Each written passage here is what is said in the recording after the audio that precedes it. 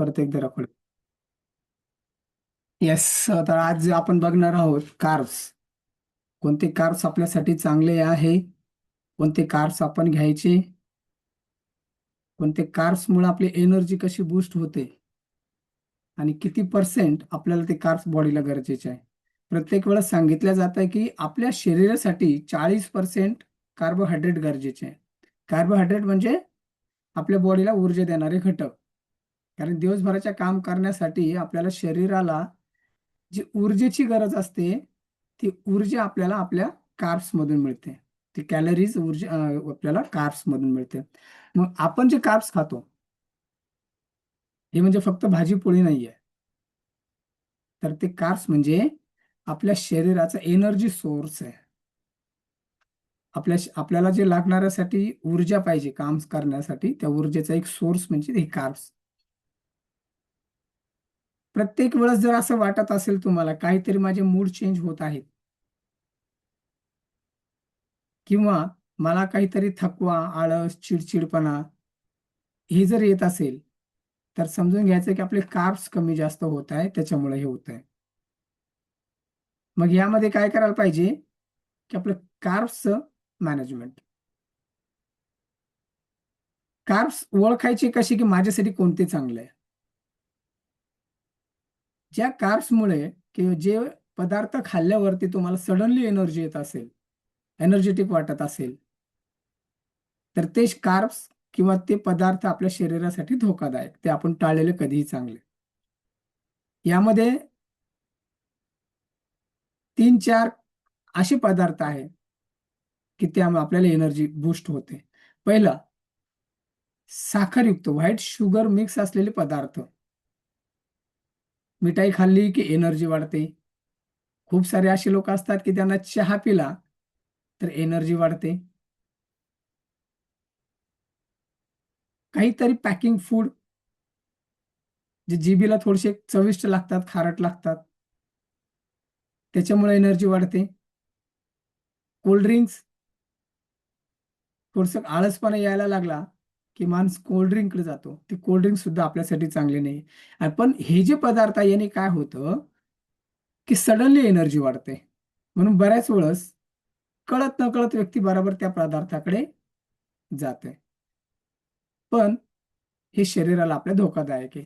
याच्या उलट कार्ब्स आपले असे पाहिजे की ज्याने आपल्या शरीराला 3 ते 4 आवर्स, 4 तास ती एनर्जी पुरली पाहिजे.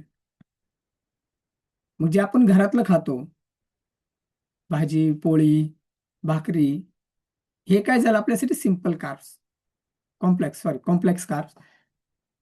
आणि ही जी आहे आपल्या शरीराला 4 ते 5 तास एनर्जी प्रोव्हाइड करते. म्हणून प्रत्येक वेळेस सांगितलं जाते की घरचं अन्न आपण कसं खाऊ शकतो याच्यावर जास्त फोकस करा. बाहेरचं घेतलं तर त्यानं फॅट वाढतात, हार्मोन्स इनबॅलन्स होतात.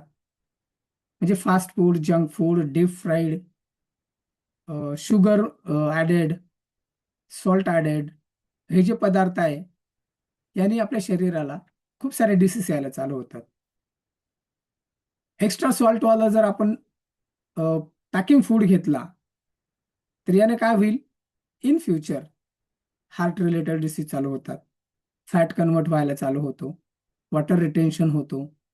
एक्स्ट्रा शुगर घेतले, तुमची स्किन खराब दिसायला ते चालू होते.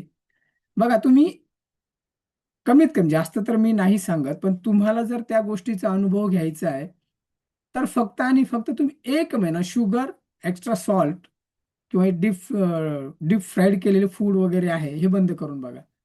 रिझल्ट तुमचा तुम्हाला दिसेल.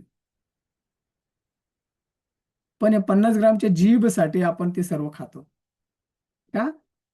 टेस्ट. पण तीच टेस्ट नंतर आपल्या बॉडीला डेंजरस असते. त्याच्यामुळे ती टेस्ट अवॉइड करा.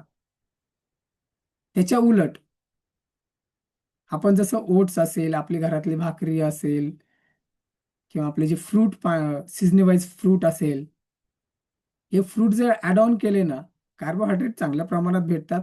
कॉम्प्लेक्स कार्बोहायड्रेट भेटतात जे शरीरासाठी खूप फायदेशीर आहे. आणि कधी पण कॉम्प्लेक्स कार्ब जर घेतले ना, तर हे काय करते की आपल्या शरीराला हळूहळू एनर्जी रिलीज करायला चालू करते आणि ती एनर्जी आपल्याकडे 4 ते 5 तास असते. पण जे सिंपल कार्ब्स आहे जसं शुगर किंवा मिठाई किंवा म्हणजे साखरीयुक्त पदार्थ, सॉफ्टयुक्त पदार्थ, आपले कोल्ड ड्रिंक्स वगैरे, यांनी काय करते की इन्स्टंट एनर्जी येते, ताबडतोब एनर्जी वाटते आपल्याला. त्याच्यामुळे हा फरक जर आपण जाणला तर मला वाटतं की आपण एक हेल्दी आरोग्याकडे जायला चालू झालो. 40% कार्ब्स शरीराला गरजेचे आहे. दिवसभराचे काम करण्यासाठी ते एनर्जी आपल्याला गरजेची आहे. त्या एनर्जीमध्ये पण म्हणजे प्रत्येक व्यक्तीच्या कामानुसार थोडीशी वेगळी वेगळी पाहिजे. म्हणजे कार्ब्स म्हणजे कॅलरीज काउंट करणे. नॉर्मल लेडीज कमीत कमी 1600 कॅलरीज आणि जेंट्सला 1800. जसंही आपलं काम हार्ड वर्ककडे जातं तसं तसं या कॅलरीज एक्स्ट्रा करणं गरजेचं असतं. आपण फॅट लॉस करत असताना लोकांना सांगतोय की तुम्हाला कॅलरीज मॅनेजमेंट करायची आहे. याचा अर्थ काय असतो की दिवसभराचं केलेलं काम किंवा दिवसभराचे आपले जे स्टेप काउंट होतात त्याच्यामध्ये आणि सकाळी केलेलं वर्कआउट यामुळे कमीत कमी आपले 500 ते 600 कॅलरीज कट व्हायला चालू होतात आणि दिवसभराच्या कामासाठी आपल्याला 1200 कॅलरीज लागतात. याने काय होतं की आपण घेतो 1800 कॅलरीज किंवा 1600 कॅलरीज, पण आपण काय करतो ना 500 ते 600 कॅलरीज त्यातला कट करत चालतो दिवसभरामध्ये. त्याच्यामुळे आपला फॅट लॉस होतो सगळ्यात महत्वाचं. आणि त्याच्यानंतर आपला जो इंटेक आहे त्या इंटेकमध्ये आपलं 40% कार्बोहायड्रेट, 30% फॅट आहे आणि 30% प्रोटीन आहे. म्हणजे आपण एक हेल्दी लाईफस्टाईलकडे जातो. पण काही वेळेस काही लोक चुकीचे करतात. कार्ब्स एक्स्ट्रा घेतात, फॅट एक्स्ट्रा घेतात आणि प्रोटीन कमी घेतात. प्रोटीन सगळ्यात जास्त लागणारा घटक आहे आपल्या बॉडीसाठी. प्रत्येक बॉडीची म्हणजे बॉडीची प्रत्येक ऍक्टिव्हिटी करण्यासाठी प्रोटीनची गरज आहे. मग किती पाहिजे प्रोटीन?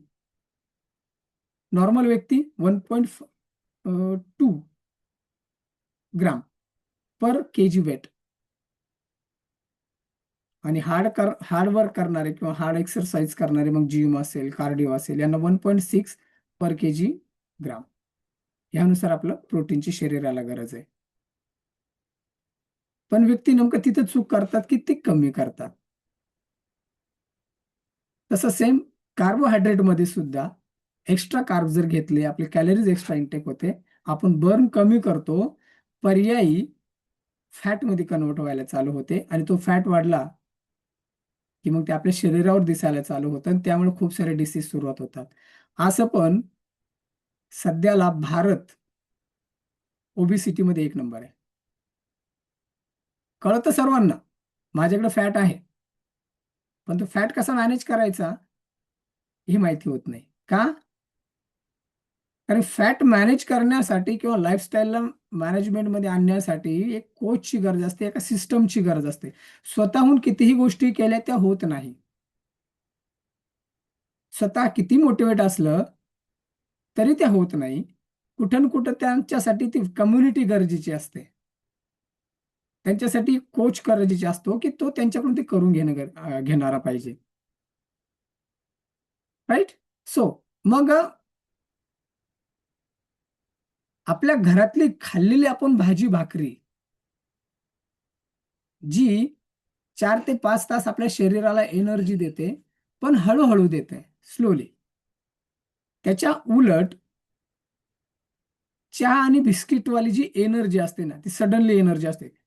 सकाळी झोपेतून उठलो, चहा घेतला, सोबत बिस्किट घेतली, हा एकदम फ्रेश वाटला, आता चला आता पुढची कामं आपण करू शकू. हे काय झालं, इन्स्टंट एनर्जी झाली. त्याच्यामुळं माइंड काय म्हणते की चला इन्स्टंट एनर्जी भेटली ना, फ्रेश झालोय, हा मग हेच माझ्यासाठी चांगलं. पण नंतर तेच चहा तेच बिस्किट हे आपल्या बॉडीला घातक ठरत चालतात. जितकं जास्त इनटेक आपण ग्लुकोज करू म्हणजे शुगरयुक्त काही पदार्थ करू ना, ते आपल्याला नंतर शुगरकडेच घेणार आहे, डायबिटीस. आणि डायबिटीज जर झाली तर मग तुम्हाला तुम्हाला म्हटल्यापेक्षा मी माझं उदाहरण देईल. मला जर कुठं जायचंय ना, माझ्या सोबत माझ्या परिवारापेक्षा मला सोबत माझी गोळी पाहिजे, टॅबलेट्स. त्यापेक्षा परिवारासोबत जर एन्जॉय करायचा असेल तर हेल्दी लाईफस्टाईल घेणं गरजेचं आहे. म्हणून कार्ब्समध्ये शुगर एक असं कार्ब्स आहे की त्यानं इन्स्टंट एनर्जी मिळते आणि त्या इन्स्टंट एनर्जीमुळे माणूस त्याच्या लोभात पडतो. शुगर गरजेची आहे, पण ती शुगर आपल्या जेवणातून सुद्धा आपल्या बॉडीची गरज पूर्ण करते. त्याच्यामुळे एक्स्ट्रा मध्ये जाणे काय गरजेचं नाही. ब्रेनसाठी लागणारा ग्लुकोज आपल्या जेवणातून प्रोव्हाइड करतो. मग आता हे जे सांगितलं की 40%च कार्ब्स का गरजेचे आहे? कारण बॅलन्स डाएट मध्ये आपण काय सांगत असतो की 40% आपल्याला कार्बोहायड्रेट घ्यायचे, 30% आपल्याला प्रोटीन घ्यायचं आहे आणि 30% आपल्याला गुड फॅट घ्यायचं आहे. जर जसं आता सांगितलं की 2000 कॅलरीजची जर आपली डाएट आहे, त्याच्यामध्ये ऍक्टिव्हिटी, मॉर्निंग ऍक्टिव्हिटी, एक्सरसाइज वगैरे आपण ज्याला म्हणू, त्यानंतर साऊंड स्लीप आणि दिवसभराचे आपले केलेले काम ज्याच्यामध्ये आपले स्टेप काउंट होतात, यामधून 800 कॅलरीज बर्न व्हायला पाहिजे. आणि ही सगळी ऍक्टिव्हिटी करण्यासाठी बॉडीला 1200 कॅलरीजची गरज आहे. तरच आपण आयडल वेटला राहू, तरच आपण आपली हेल्दी लाईफस्टाईल जगू. त्यासाठी मग 40% कार्ब्स, पण चांगले, कॉम्प्लेक्स कार्ब्स, सिंपल कार्ब्स नको. जर एक्स्ट्रा मध्ये गेलं किंवा कमी झालं, कार्ब्स जर कमी असले तर त्या व्यक्तीला कमजोरी येईल, चक्कर येणं चालू होतं, माइंड स्विंग, मूड स्विंग ज्याला म्हणतो ना, घडी घडी आपला मूड चेंज होणं. म्हणजे काय होतं की जे आपण कार्ब्स घेतोय ते कमी किंवा जास्त आहे, त्याचा तो प्रकार आहे, त्याचे ते इफेक्ट्स आहे. मसल लॉस व्हायला चालू होतात आणि मसल लॉस आजकाल प्रत्येकाकडे आहे. त्यानंतर सगळ्यात महत्वाचं, कॉन्स्टिपेशन. आजकाल कॉन्स्टिपेशन सर्वांकडे आहे, पचनक्रिया संबंधीचे प्रॉब्लेम सर्वांकडे आहे, पण लोक त्यावर बोलणं टाळतात किंवा त्याच्यावर सोल्युशन घेणं टाळतात. आणि मग हे असंच होतं, या गोड समजुतीखाली आपण आपली लाईफ जगत असतो. पण इन फ्युचर त्याच्यामुळे जे होणारे त्रास आहे त्याच्यावर आपण लक्ष न देता वय झालं या नावाखाली आपण ते सगळे त्रास सहन करत असतो.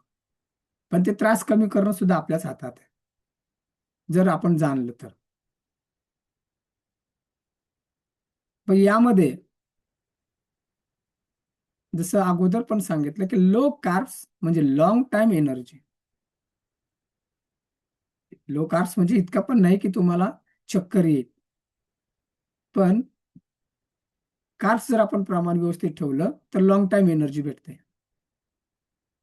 आणि कमी कार्ब्स घेतले म्हणजे एक टाइमचं जेवण बंद केलं, सकाळचा ब्रेकफास्ट स्किप केला, तर काय होईल, विकनेस यायला चालू होईल, हार्मोन्स इनबॅलन्स होतात. त्याच्या विरुद्ध चांगले कार्ब्स जर घेतले तर मूड स्विंग होणार नाही किंवा आपले हार्मोन्स इनबॅलन्स होणार नाही. क्रश डाएट करता भरपूर लोक वजन कमी करण्यासाठी. खूप फॅड आहे सध्याला, 24-24 तास, 48 तास, 72 तास उपाशी राहणं. पण जर त्याची प्रक्रिया पूर्णपणे माहिती नाहीये तर ते आपल्या शरीरासाठी धोकादायक होतं. त्याच्यापेक्षा डाएट जर आपण व्यवस्थित फॉलो केली तर आपण आपले सगळे एनर्जीचे गोल किंवा आपले हेल्थ विषयीचे जे गोल आहे ते गोल पूर्ण करू शकू. क्रॅश डाएट मध्ये वजन कमी होतं, पण कॅलरीज झिरो असते, तुमच्याकडे एनर्जी झिरो असते, म्हणून मसल डाऊन होतात. आणि चांगल्या प्रमाणात जर आपण कार्ब्स घेतले तर नक्कीच आपण आपल्या गोल अचीव करायला चालू करू. यामध्ये काय होईल की आपल्याला पूर्ण दिवस एनर्जी असेल, आणि एनर्जी नसली तर आपण काम होणार नाही आपले. पण कार्ब्स जर आपले व्यवस्थित असले, आपले प्रमाण जर व्यवस्थित असलं, चांगले कार्ब्स जर आपण घेत असलो, तर दिवसभराचे आपले जे काम आहे, दिवसभरचे आपले कामं पूर्ण होतील, एनर्जीने पूर्ण होतील. कार्ब्स जर आपले चांगले आहेत, आपलं ब्रेन शार्प असेल. आणि शेवटी माइंड जर थकलं तर काही सुचत नाही. मग माइंडला सुद्धा चांगल्या कार्ब्सची गरज आहे, तरच ते शार्प असेल. त्याच्यानंतर आपलं मूड स्टेबल होणं. चांगल्या कार्ब्समुळे आपल्याला एक बेनिफिट मिळते, आपलं मूड स्टेबल असतो, मूड स्विंग होत नाही किंवा मूड बार बार चेंज होत नाही. मग आपण जे काय काम करणार आहोत त्या कामावर आपलं फोकस वाढतो. कार्ब्स जर चांगले असेल, सकाळचं वर्कआउट तुमच्याकडून होईल. जर असं वाटलं की आज मला वर्कआउट नाही करायचंय, आळस येतोय, थकवा येतोय, हे समजून घ्यायचं आपले कार्ब्स इनबॅलन्स आहे. आणि ज्यांचे कार्ब्स बॅलन्स असतात त्यांचं वर्कआउट पॉवरफुल असतो, एनर्जेटिक असतो.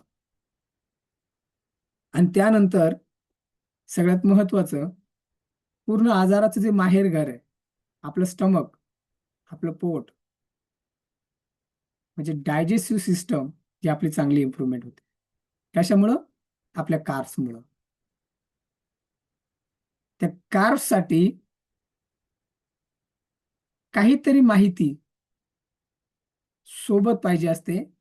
जसं सांगितलं की इन्स्टंट एनर्जी देणारे कार्ब्स आणि लॉंग टाइम एनर्जी देणारे कार्ब्स, या दोन फरक जर आपण स्वतःमध्ये साधला तर आपले कार्ब्स मॅनेजमेंट होऊ शकतं. आता ह्या कार्ब्स मध्ये जसं आपण आता सांगितलं की डायजेस्टिव्ह सिस्टम का गडबड करते किंवा हेल्थ कशी ते चॅलेंजेस काय येतात. फायबर जे आपण इनटेक करतो, आपल्या कार्ब्स मध्ये जे फायबर असतं ते फायबर काय करतं, आपले गट हेल्थ सुधारवतं. फायबर्स गट हेल्थ सुधारवतं. मग चांगले कार्ब्स कोणते सांगायचे?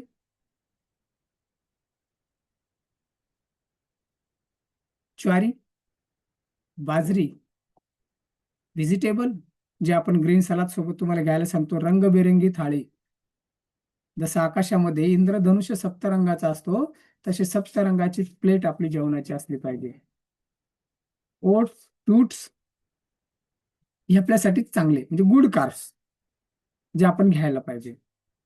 आणि बॅड कार्ब्स, बॅड मध्ये काय काय येईल? Bakery item,